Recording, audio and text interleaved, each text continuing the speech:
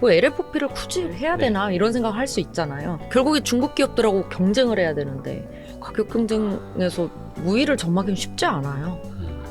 국내 배터리 셀 3사가 LFP를 개발한 다음에 네.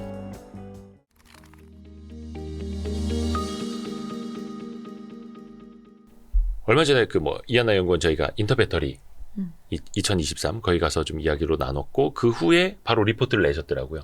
예. LFP 배터리 예. 관련해 가지고 셀 3사가 LFP 배터리 관련된 걸 뭐 전시를 하거나 제대로 하겠다라고 밝히기도 했어요. 지금 시점에서 셀 3사가 다시 LFP 배터리, 리튬 인산철 배터리를 다시 주목하는 건 왜 그런 거예요? 우선은 최근에 이제 포드하고 CATL 이슈도 있었지만, 네.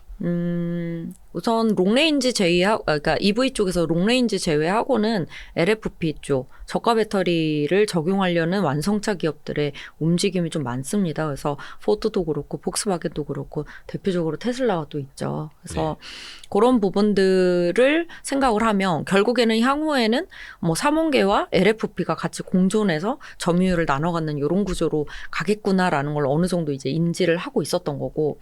근데 과거에도 그거를 인지하지 않았던 건 아니에요. 사실 셀 기업들이. 네. 그런데 이제 IRA 정책이 있기 전까지는 굳이 가격 경쟁하면서까지 저기 저가 배터리까지 포트를 늘려가지고 제품 포트를 늘려서 갈 필요가 있을까라는 생각을 했던 거죠. 왜냐하면 LFP 배터리는 기술적으로 어렵진 않아요. 네. 그렇기 때문에 뭐 만들면 만들 수는 있지만 이게 워낙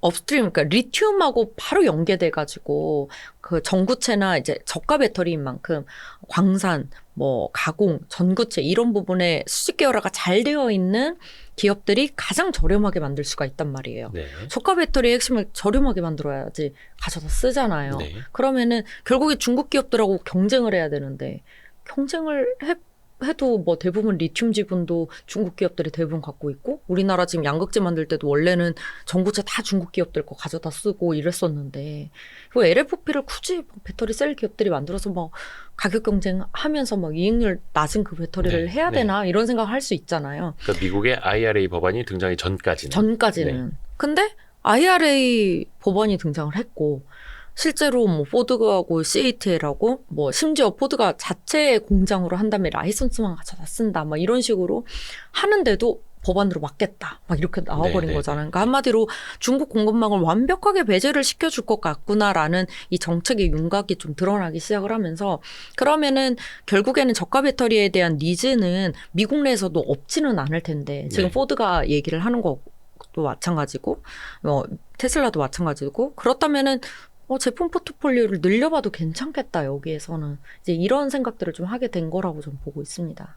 기존에는 LFP가 물론 이제 제조 비용이 원체 싸기는 한데 에너지 밀도가 많이 떨어져서 맞아요. 그래서 많이 때려 넣어도 실어도 주행거리가 많이 못 나가니까 그래서 이건 뭐 단거리용이다 아니면 너무 가격에만 초점을 둔 배터리다 이런 평가를 받았던 거잖아요. 근데 그 LFP 배터리가 그럼 이제는 뭐가 뭐 달라지나요? 뭐 기술적으로 뭐가 올라왔다든지. 이 LFP 배터리의 에너지 결국에는 주행거리하고 연결이 되는 게 에너지 밀도니까 LFP 쪽을 조금 말씀을 드리면 LFP 쪽은 원래는 킬로그램당 170에서 180와트씩 뭐 맥스로 봤었을 때 LFP 활물질만 사용을 했을 때 한 200와트씩 정도면은 뭐 충분히 올라왔다. 이론적으로 이제 이렇게 얘기를 할 수가 있는데 최근에 이제 배터리 셀의 에너지 밀도 기준으로 봤었을 때 올해 기준으로는 킬로그램당 230와트까지 좀 올라왔어요. 그리고 내년 기준으로는 260와트 정도까지 올라올 것 같아요. 이들이 어떻게 올라오게 되었느냐. 그러니까 요게 어떻게 보면 에너지 밀도가 좋아졌다라는 거죠. 그렇죠. 에너지 밀도가 좋아졌으니 뭔가 주행거리도 더 비례해서 늘어날 수 있는 건데 늘어나고 이온 전도도 조금 조정을 해서 충전 속도도 조금 빨라지긴 했어요. 충전 속도도 빨라지고. 그러면 뭐가 달라진 거예요? 그럼 기술적으로?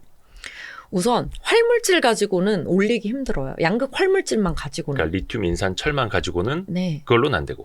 여기다가 뭐 LFMP 막 이런 식으로 해서 뭐 양극 활물질에다 망간 도핑을 하니 뭐 여러 가지 얘기들이 나오는데 그거 가지고도 한계가 있어요. 그러니까 우리가 하이니켈 괜히 쓰는 게 아니거든요. 에너지 그쵸, 밀도를 그쵸. 높이는 거니까 삼원계를 사용을 하는 거거든요. 네.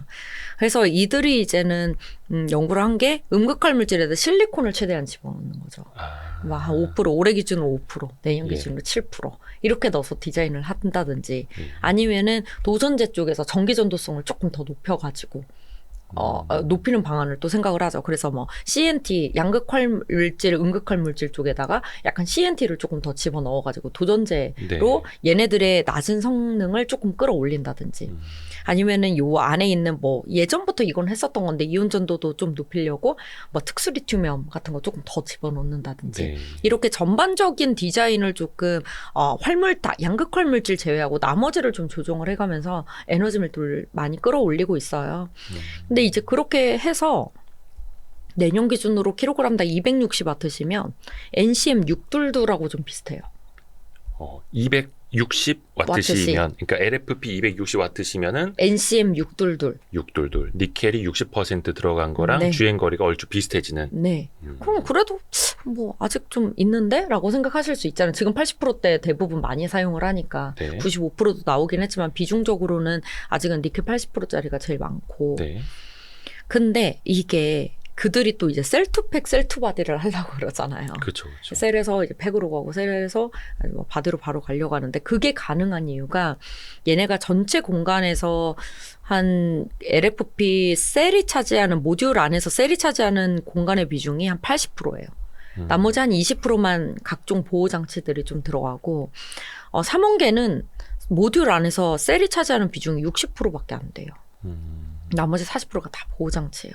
그만큼 발화 위험이 너무 높아서 보호장치들이 많이 들어가다 보니까 물론 이번에 SK온 쪽에서 셀투팩을 가지고는 나왔죠. 이번에 인터배터리에서 전시를 하면서 우리 3원계로도 된다 하면서 다양한 기술들이 접목되는 부분들을 조금 우리가 발화 위험을 낮출 수 있는 여러 가지 시스템을 가지고 있다 이런 부분들을 얘기는 했지만 쉽지만은 않죠. 워낙 이제 3원계 하고 이제 전해액하고 맞붙었을 때 그 발화 위험은 높긴 높아요. 네. 그래서 보호 장치를 그렇게 완전히 배제하고 가기는 쉽지만은 않습니다. 그러니까 보호 장치나 네. 다른 것들을 다 하면은 LFP가 뭐라든 좀 활용할 수 있는 여지가 더 높다라는 그 공간이라든지. 그러니까 같은 킬로그램당 260와트시라도 내년 기준으로 여기서 셀투팩으로 간다. 적어도. 네. 그러면은 셀 하나라도 더 집어넣을 수 있잖아요. 그러면은 뭐 거의 뭐 니켈, 하이니켈 커버 가능한 수준까지 갈 수도 있게 되겠죠. 그럼 여기서 질문. 반대로 그러면 3원계 같은 경우에는 보호장치 비중이 한 40% 정도가 된다고 하는데 이게 잠깐만요. 공간이 무게 부피 기준으로. 부피 기준. 그러면 LFP는 셀투팩, 셀투바디가 가능하고 3원계는 셀투팩이나 셀투바디가 어렵나요? 모듈을 건너뛰기가 3원계는 더 어려워요. 바디로 가긴 조금 어려울 것 같아요. 팩까지는 해볼 수도 있을 거는 같은데. 네. 그러면은 이제 어쨌든 가기 위해서는 수많은 정말 화재 방지 보호 장치에 대한 부분들이 조금 많이 개발이 되긴 돼야죠. 리튬인산 철이 들어가는 것보다는 3원계 같은 경우에는 안정성에 조금 더 비중을 둬야 되기 때문에. 왜냐하면 지금 하이니켈을 적용을 하잖아요. 이게 자꾸 얘네들 이 활물질 중에서 리튬하고 니켈이 이온 반지름이 되게 비슷해요. 뭐가요? 얘네들이 가지고 있는 이온 반지름이 되게 이온 비슷해요. 반지름. 그러니까 얘네들이 저는 쉽게 이야기해서 이렇게 말씀드리거든요. 이 니켈의 비중이 점점 높아지면서 네. 얘네들이 붙어 있는 공간들이 굉장히 비슷해지고 네. 그러면 리튬과 니켈이 서로 헷갈리는 현상들이 생겨나면서 자기네들끼리 또 다른 화합물을 형성을 하게 돼요. 이런 것들이 문제가 돼요. 그래서 막 NCMA도 처음에 나왔던 게 알루미늄 도핑 물질을 넣어가지고 얘네들 사이에 피막을 형성을 해서 약간 서로 섞이지 않도록 혼합되지 않도록 막 이런 식으로 이제 다양한 이야기들이 나오는 거고. 근데 꼭 그렇게 도핑하지 않아도 이제 도전제를 막 CNT로 써가지고 CNT 비중을 늘려서 이게 뭐라고 해야 되나 이렇게 실모양으로 길어지니까 얘네들을 약간 코팅하는 역할까지 해주게 해서 약간 구분을 시켜주는 이런 것까지 나오게 된 거거든요. 그러니까 LFP는 그냥 그 활물질 자체로도 그냥 좀 안정적이고 그런 부분들까지 고민할 필요는 없다면 여기는 이제 양극화 물질이 에너지 밀도를 높이는 용도로 삼원계를 선택한 건데 뭐 엄청 낮출 수는 없잖아요. 그렇죠. 또, 예, 거꾸로 갈 수는 없으니까. 아, 우리 이한나 선생님이 고등학교 화학 선생님이었으면 화학을 더 잘했을 텐데. 자, 그래서 LFP는 뭔가 개선을 하면서 에너지 밀도를 더 높여갈 여지가 있다. 그렇죠. 그게 이제 결론이 되는 거고. 네, 네. 그래서 공통적으로 셀 3사들이 이제 LFP를 선택을 하는 거고, 이제 시장성이 당연히 있으니까 혹은 고객사가 원하니까 하는 거겠죠. 그렇죠. 뭐 네. 자기는 그냥 하고 싶다 이거는 아니고. 네. 그러면 LFP 가지고 우리 기업들도 언젠가 뭐 수주를 한다거나 수주 공시가 나온거나 뭐 이럴 수도 있다라는 거예요. 장기적으로 그렇겠죠. 당연히 그걸 위해서 개발을 하는 거니까. 네, 그럼요. 이제 개발을 하는 거고 우선은 SK온하고 LG 에너지 솔루션이 들고 나오긴 했는데 네. LG 에너지 솔루션도 당장은 ESS용이에요. 아. 근데 결국엔 타겟은 EV 쪽이기는 하죠. 근데 이제 향후에는 LFP 대응을 제대로 개발을 해서 이제 대량 양산 체제까지 갖춰주게 되면은 수주가 미국 내에서 저는 충분히 나올 거라고 보고 있습니다. 그러니까 어떤 분들은 LFP는 그냥 저기 무게에 상관없이 ESS 에너지 저장 장치용으로 그냥 막 이렇게 컨테이너에 때려 넣고 막 이런 걸로만 하고 말 거다라고 했는데 그게 아니라 결국은 전기차용으로 간다. 그렇죠. 네. 지금 뭐 이미 뭐 포드가 먼저 알려줬고 테슬라도 LFP 계속 얘기를 하고 있잖아요. 이미 넣고 있고. 그러니까 그거는 이제 가격적인 측면에서. 그렇죠. 그렇지만 이게 주행거리가 얼마만큼까지 올라올지는 모르겠지만 뭐 우리가 이제 저가형의 주행거리 짧은 약간 이런 차종의 모델에만 들어간다. 라고 보기보다는 계속 업데이트를 하면서 어디까지 커버가 될지도 좀 보긴 해야 되겠죠. 그러면 우선 당장 미국 내에서는 롱레인지와 롱레인지 아닌 걸로 나뉘어서 LFP하고 3원계가 이렇게 적용해서 이제 모델이 조금 다르게 해서 가게 되겠지만 네. 향후에 만약에 LFP가 점점 그 주행거리가 늘어난다. 다양한 디자인 등을 통해서 그 셀 기업들도 노력을 지금 실리콘 응급제 등등에서 기술력이 없는 게 아니잖아요. 네네. 우리나라 배터리 셀 기업들이 그럼 다양하게 해서 에너지 밀도를 LFP 에너지 밀도를 올리면 전체적인 단위당 에너지 비용 자체는 내려갈 거 아니에요. 그러니까 이걸 계속 시도를 할 테고 그래서 주행거리하고 충전 속도가 빨라지는 순간에는 모델 차종이 점점 좀 확대가 될 수가 있겠죠. 아직 요게 뭐 개발 단계에 있기는 한데 좀 미리 한 몇 년치 땡겨서 질문을 좀 드린다면 이게 중국 기업이 만든 LFP랑 직접적으로 뭐 미국이나 유럽 시장에서 경쟁을 안 하게 될지 뭐 미국에서는 경쟁을 안 한다 쳐도 유럽에서는 경쟁을 하게 되는 건지 아니면 포드나 CAT 이런 합작사 같은 곳이 또 잠재적인 경쟁이 될지 아니면 좀 우리 가격적인 측면에서 혹시 중국 기업들하고는 좀 어떻게 될지 경쟁력 측면에서 너무 앞서갔죠? 그쵸. 근데 이제 유럽에서, 그러니까 제 생각은 그래요. 제가 이제 이거는 배터리 셀 기업들이 뭐 얘기하는 것도 아니고, 네. 그냥 이제 결국엔 제가 바라보는 이제 뷰인 건데, 국내 배터리 셀 3사가 LFP를 개발한 다음에, 네. 미국 쪽 대응하는 정도만 생산 능력을 늘리지 않을까라는 생각을 저는 해요. 뭐 굳이 그렇게 크게 막 유럽부터 다 확대를 할까? 왜냐면 유럽에서는 어쨌든 유럽에서 정책적으로 막지 않는 한은 중국하고 가격 경쟁을 해야 되잖아요. 네. 근데 제가 아까도 말씀드렸지만 LFP는 정말 업스트림 단하고 많이 원가에 대한 부분이 많이 맞붙어 있어요.